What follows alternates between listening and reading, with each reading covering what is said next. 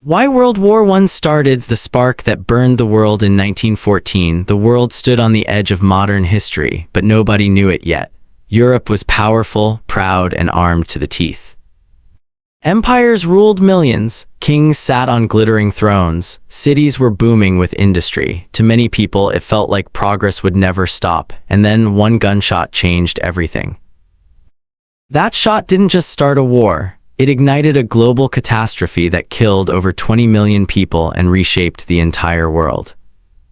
This is the story of why World War I started, and how a chain reaction of fear, pride, and politics pulled entire nations into the deadliest conflict humanity had ever seen.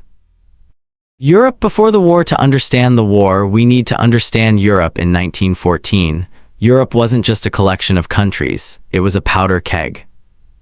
Four giant empires dominated the continent: the German Empire, the Austro-Hungarian Empire, the Russian Empire, the Ottoman Empire. Each one wanted power, influence, and security. And each one feared the others. Industrialization had made nations stronger than ever before. Factories produced weapons at massive speed. Railways allowed armies to move faster. Technology made killing more efficient. At the same time, nationalism was exploding. People across Europe believed their nation was superior. They glorified war as heroic and necessary. Newspapers fueled rivalry. Politicians promised strength. Citizens cheered military parades. War wasn't seen as horror, it was seen as destiny. The alliance system, but the real danger wasn't just weapons, it was alliances. Europe had divided into two armed camps: the Triple Alliance, Germany, Austria-Hungary, Italy, and the Triple Entente, France, Russia, Britain. These alliances were meant to prevent war.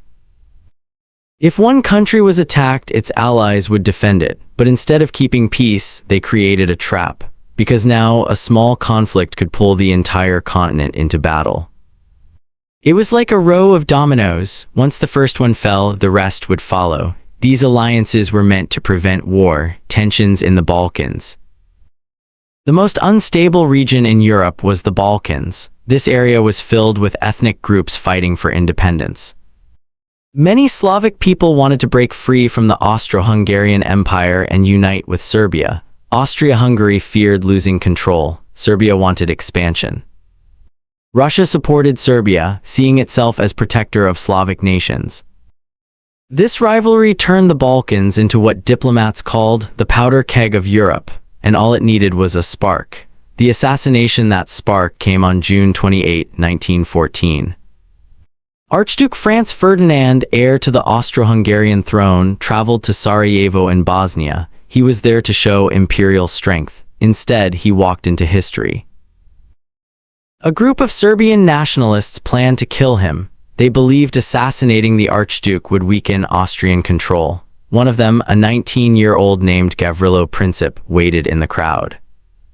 By pure chance, the Archduke's driver took a wrong turn. The car stalled, and suddenly Princip was standing face to face with his target. He fired 2 shots. One killed Franz Ferdinand, the other killed his wife. Within minutes, Europe's future changed forever. The chain reaction. The assassination alone didn't cause the war, the reaction did.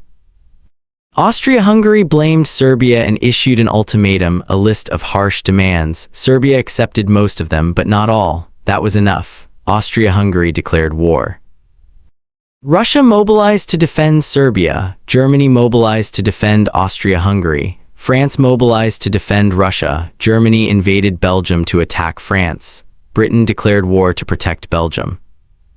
In just days, a regional dispute became a world war. No single leader planned global destruction, but every nation believed it had no choice. Fear pushed them forward. Pride prevented them from backing down, and alliances locked them into conflict.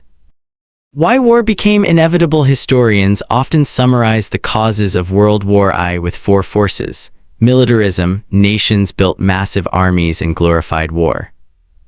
Alliances, countries were chained together in defense pacts. Imperialism, empires competed for global dominance. Nationalism, extreme pride fueled rivalry and hatred. Together, these forces created a system so tense that one assassination could bring it crashing down. World War I wasn't caused by one bullet. It was caused by decades of pressure. The assassination simply released it. The world changes when the war began. Many believed it would be short. They were wrong. The conflict dragged on for 4 brutal years. Trench warfare, poison gas, machine guns, mass death on a scale humanity had never seen. Entire empires collapsed. Austria-Hungary vanished, the Ottoman Empire fell, the Russian monarchy ended, Germany's empire crumbled, and the peace that followed planted the seeds for an even greater war, World War II. The assassination in Sarajevo didn't just start a war, it ended an era. The war nobody expected. When the war began in 1914, leaders across Europe promised victory by Christmas. Crowds cheered in the streets. Soldiers boarded trains smiling, waving to families who believed they'd return within months. They didn't know they were marching into a new kind of war. Industrial warfare, machine guns could fire hundreds of rounds per minute. Artillery shells erased entire landscapes. Trenches stretched across Europe like open wounds in the earth. The Western Front froze into a deadly stalemate. Armies dug in. Mud swallowed men alive, rats fed on the dead, and progress was measured in meters, not miles. For 4 years, millions died for ground that barely changed hands. This wasn't heroic war. This was mechanical slaughter. The global war, World War I, wasn't just a European conflict.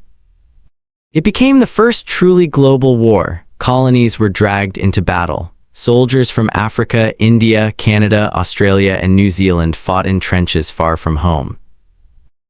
The British Empire mobilized troops across continents. The Ottoman Empire joined the Central Powers, opening brutal campaigns in the Middle East. Naval warfare spread across oceans. Submarines attacked merchant ships, trade routes collapsed, civilians starved, and as the war expanded, so did its cost. Entire economies were redirected toward destruction. Factories stopped making consumer goods and started making weapons. Governments censored information. Propaganda flooded newspapers. Citizens were told sacrifice was patriotic. War wasn't just on the battlefield, it entered every home. America enters the war for years. The United States remained neutral, but neutrality didn't last.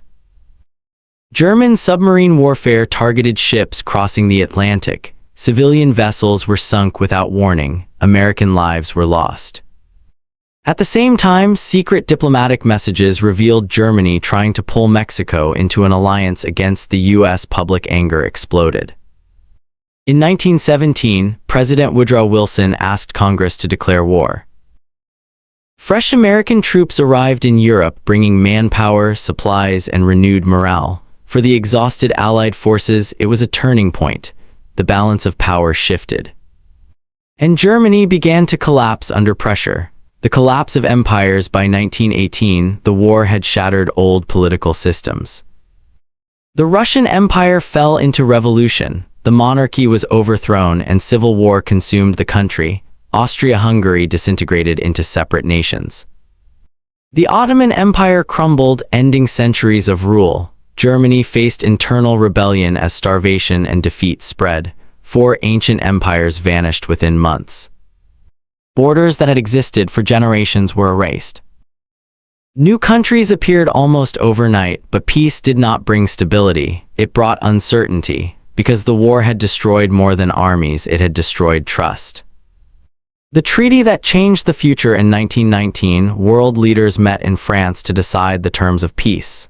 The result was the Treaty of Versailles. The treaty blamed Germany for the war and imposed crushing penalties. Germany lost territory, its military was restricted, it was forced to pay massive reparations. Many Germans saw the treaty as humiliation, not justice. The agreement ended the fighting, but it planted resentment that would grow for decades. Historians often call the Treaty of Versailles a peace built on anger. And anger rarely stays buried. The human cost. World War I killed over 20 million people. Another 20 million were wounded. Entire generations vanished. Cities were reduced to rubble. Families lost fathers, brothers, sons. Survivors returned home with physical and psychological scars that medicine barely understood. What we now call PTSD was once known simply as shell shock. Men who survived the trenches often could not escape them in their minds. The war changed how humanity understood violence. It proved industrial progress could outpace moral progress. Technology had advanced, wisdom had not. A new world order after the war, the global balance of power shifted. Europe, once the center of the world, it was exhausted. The United States emerged as a financial and industrial giant. New ideologies began to rise, democracy expanded in some regions, revolutions spread in others. The League of Nations was created to prevent future wars, an early attempt at global cooperation, but the wounds of World War I were too deep. Economic instability, political anger, and social unrest simmered beneath the surface. The war had ended, the crisis had not. Why it still matters today. World War I wasn't just a historical event, it was the beginning of the modern world. It redrew borders that still shape politics today. It accelerated technology, medicine, and communication. It transformed how governments controlled information and mobilized populations. Most importantly, it showed how fragile global stability can be. A single assassination, a network of alliances, a failure to step back, and the world spiraled into catastrophe. The same forces, nationalism, rivalry, fear, still exist, which is why understanding World War I isn't about the past, it's about the present. In 1914, leaders believed war would prove their strength. Instead, it exposed their limits. World War I didn't begin because people wanted destruction. It began because nations believed they could control it. They were wrong. And the price was paid in millions of lives. The lesson of the Great War is simple and terrifying. Civilization is thinner than we think, and history can turn in a moment. All it takes is one spark. Bye, we will meet again.